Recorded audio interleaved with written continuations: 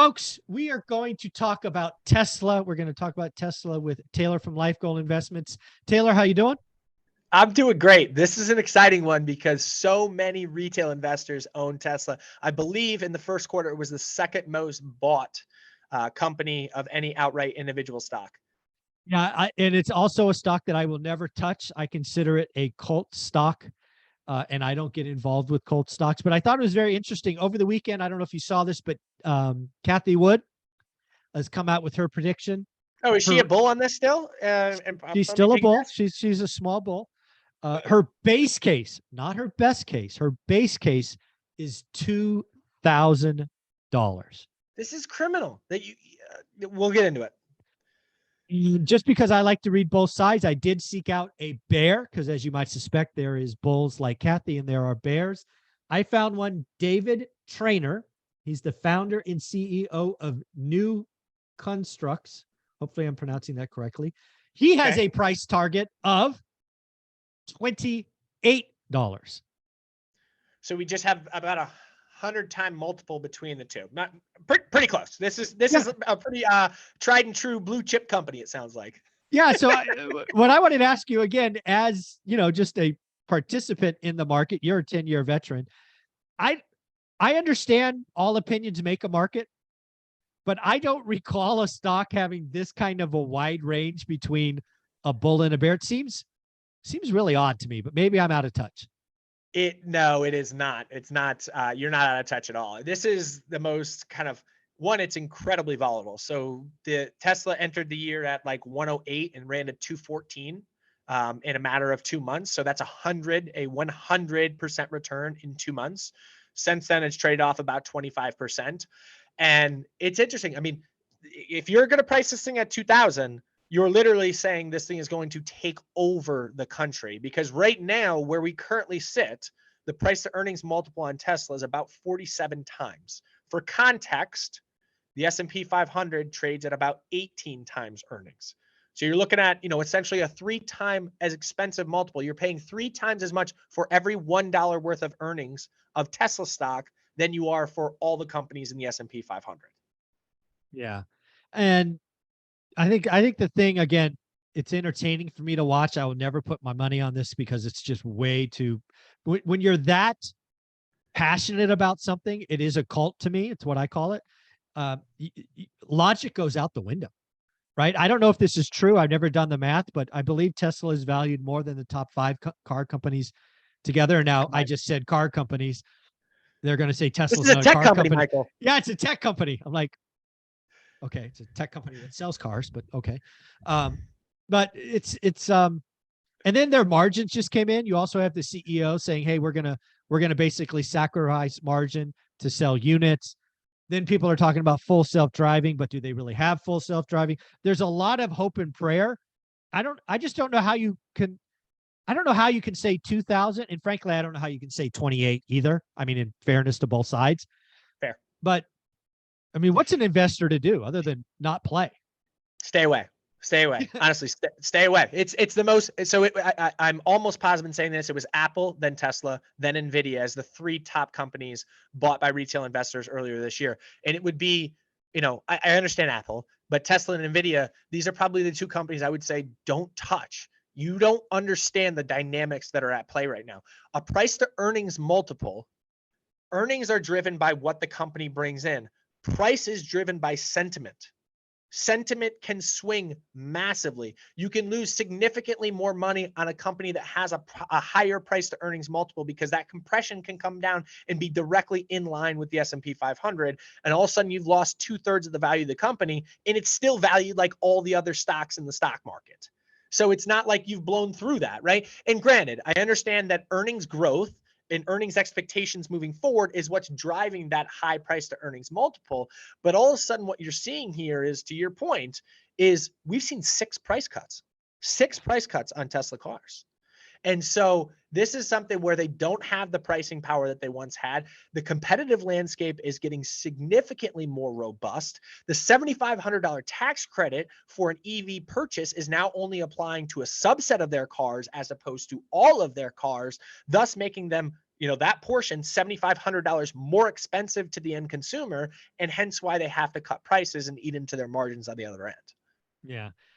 So it's what I always thought was interesting, and why I wanted to come with this is, again, opinions make a market, but it just bothers me when analysts can look at the same company and one can pick 28, one can pick 2000.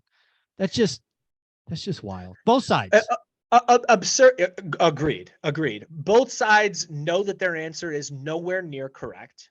Okay. But they're trying to make a headline. Yes, Kathy Wood does not think that Bitcoin is going to 1 million, like she has said, or whatever the ridiculous pricing that she said. And she does not think that Tesla is going to 2000. But she needs that company to start to get a tailwind in sentiment. Right now, they have a massive headwind. So I listened to a really good podcast this morning. It's called On the Tape. It's Dan Nathanson, Guy Adami, who's always on CNBC, and my favorite person to listen to, maybe it's because her opinions are really strikingly similar to mine, is Liz Young from SoFi. She's an absolute rock star, and she breaks things down into very simple, understandable layman's terms. But they said in unison, they were like, this is the first time you can feel comfortable shorting Tesla stock. That was their takeaway. And Wow.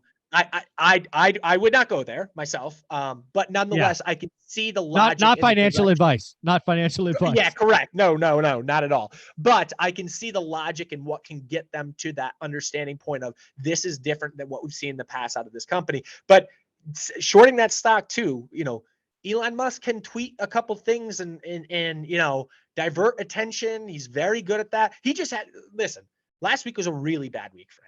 He had Tesla obviously come out and mark down prices, and the earnings look really ugly. Margins look razor thin, if not even non-existent. He had a rocket go up into space and blow up. Twitter is not on the up and up. So the other concern with this is, like, that is the CEO of the company, and this isn't a normal company, right? This company's success is predicated on him being an absolute visionary. And I do think that, say what you want about Elon Musk, good, bad, and different, I do think we'll look back and say he was the Thomas Edison or Albert Einstein of our generation. What he's done for the world, regardless of the success or lack thereof that comes of Tesla, SpaceX, Twitter, has moved the world forward in a meaningful way, in a hugely positive way. But when he is not focused on anything, that is the recipe for things continuing to die off on the vine. And die off is not the right word, but I think you understand what I'm saying. Yeah, I mean, he suffers the same limitation we all do. He has 24 hours in the day, and he's got 5 full-time jobs. So that does not bode well for any human being. So correct. Yeah, this is not a call out for what he has done. I was shocked because again, Kathy Wood, we've talked about her a bunch. She's talking her book. She's trying to create that momentum. But I was actually equally shocked that somebody thought Tesla was a $28 stock. I think that's equally kind of like head scratching. So yeah, again, it's funny. So we talk a lot about investing on our channel. Like, that's we're economics, finance, and investing is essentially what we talk about. And we've been bearish, so as I've been bearish now since we started talking more than a year ago, and it's been the right kind of directional decision. Now, there's been blips and things like that, but overall the economy's been slowing that entire time. And everyone says this to me, which is a super fair comment. They're like, yeah, you're just trying to protect your short book. And I'm like, I don't short anything. Our portfolios are long only by mandate. I can't short anything. I want to be optimistic on the stock market, on the economy, but I don't want to lie to you. Would you rather have me come on here and tell you everything is fairy tales and roses? Like, I can do that if you want, but don't say that I'm trying to protect my book. But I guess talking out of the other side of my mouth now, like, Kathy Wood she does not think it's going to 2000. That is an absurd thought. You can't put math together to get the number there. But she's trying to get that stock to propel off the bottom. There's no doubt about it. And the other guy probably on the other side. Yeah, of course. Yeah, the other guy's got to be shorting, I would guess. Just a wild guess. I have no idea. But I'm guessing Kathy Wood had a decent Q1. Right, I've got to imagine her portfolio was up in Q1. So VGT, which is just something I look at real quickly to see what tech stocks are doing. That's a Vanguard Tech Index.